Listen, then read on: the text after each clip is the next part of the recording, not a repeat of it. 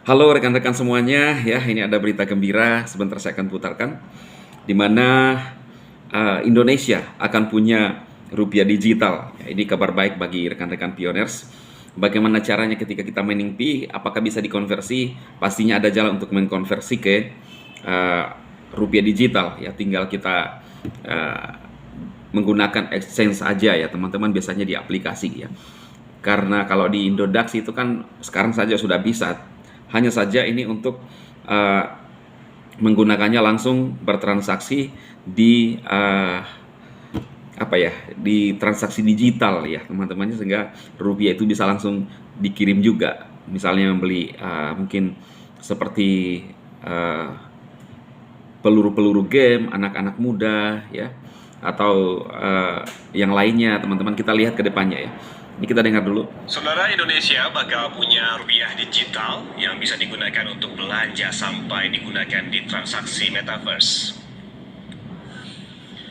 Gubernur Bank Indonesia, Peri Warjio, menjelaskan rupiah digital memiliki fungsi yang sama dengan rupiah kertas dan logam yang fungsinya sebagai alat pembayaran. Perbedaan hanya di wujud. Semua simbol yang ada di uang rupiah akan berbentuk kode yang terenkripsi di rupiah digital. Gubernur Bank Indonesia Peri Warjio menegaskan rupiah digital merupakan satu-satunya uang digital yang bisa digunakan sebagai alat tukar di Republik Indonesia.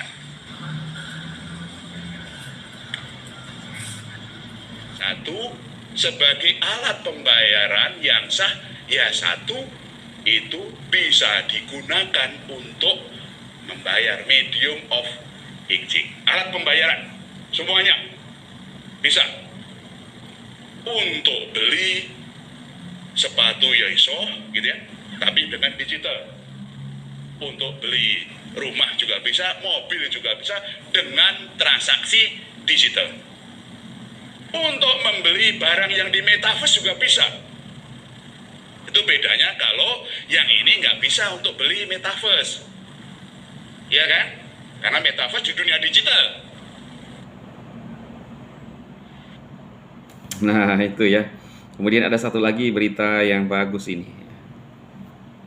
Sebesar ini sangat mirip dengan bursa saham. Sebesar ini sangat mirip dengan bursa saham. Ya kan? Di sana ada Bursa Efek Indonesia, ada custody dan ada clearing kan itu. Kami juga seperti itu, ya kan. Intinya kami Ini bagi pemain kripto menggunakan benchmark yang sudah ada lah, yang terkait dengan efek dengan keuangan gitu. Nah, hanya saja bedanya kalau di sana bicara tentang saham, surat berharga dan sebagainya, ini bicara tentang kripto. Kripto. Gitu kan, barangnya kripto. Nah, tentu tinggal teknologinya lah yang berbeda, ya kan. Jadi di sini bukan berarti di sana tidak ada teknologi ya, tapi di sini ketika kita bicara kripto itu kan bicara yang kekinian, anak muda, ya kan, bicara teknologi, bicara anak muda, ya kan, yang kadang-kadang inovasi itu berjalannya sangat cepat gitu. Nah, inilah yang akan membedakan dengan ekosistem di bursa keuangan gitu. Jadi tapi dari sisi governance-nya itu relatif sama. Ya, ada bursanya, ada clearingnya, ada kustodinya, selain ada pedagang dan masyarakatnya kan gitu. Ini yang samanya di situ, tapi bedanya bahwa ini kripto kita teknologi yang selalu terjadi, baru ada pembaruan terus menerus. Nah, ini kami yang harus pastikan bursa dan ekosistem ini mampu untuk menangani itu. Oke, berarti memang secara garis besar mirip-mirip begitu ya? Ya. Oke, memang yang diperdagangkan saja yang agak berbeda ya. Dan kalau misalnya Pak Teguh dengan tadi begitu ya, ada inovasi karena memang Pak Didi juga mengatakan nantinya akan bergerak lebih cepat karena memang isi anak-anak muda begitu ya Pak Teguh. Nah, kalau misalnya kita melihat dengan sangat cepat ini inovasinya juga nantinya di bursa kripto juga, apakah memang akan lebih cepat masuknya atau banyak perubahan-perubahan nantinya di sana?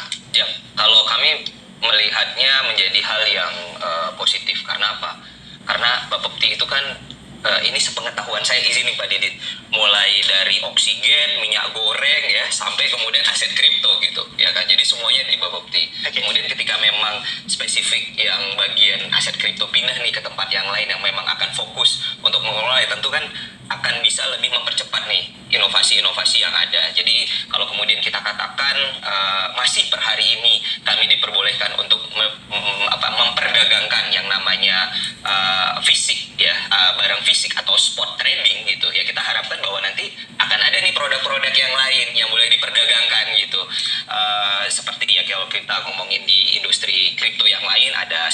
di situ, ada kemudian kita bilang derivatif produk gitu ya, ataupun produk-produk yang lain gitu yang memungkinkan inovasi bisa berjalan di atasnya.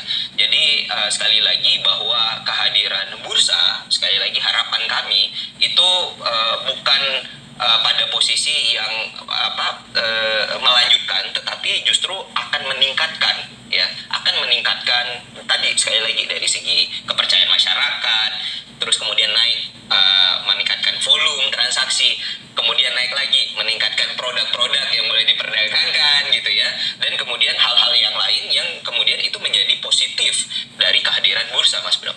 Oke, nah ini dengan adanya tadi ada derivatif begitu ya, ada pun staking sebetulnya. Nah, oke ya, itu informasi sekilas ya teman-teman.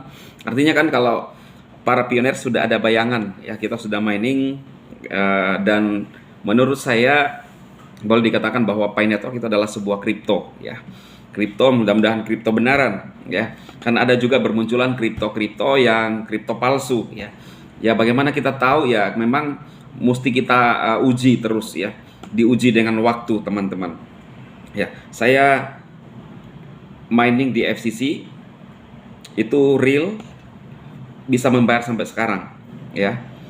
Saya dicoba di SMH ya, baru 1 bulan saja saya melakukan WD dan tidak bisa lagi melakukan WD sampai saat ini ya. Jadi bagaimana cara untuk membedakannya? Lewat waktu.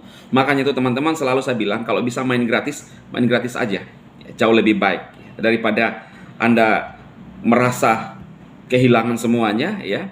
Saya nggak pernah menyarankan itu teman-teman. Itu sebabnya saya memberikan informasi terbaru bagi teman-teman apapun yang terjadi ya. Nah, untuk informasi ini saya rasa kabar baik bagi kita, ada bayangan karena kita sudah mining. Tinggal saja bagaimana nanti penyesuaian dengan regulasi Indonesia ya. Tapi kalau toh misalnya tidak bisa, maka jatuhnya dari luar ya teman-teman ya.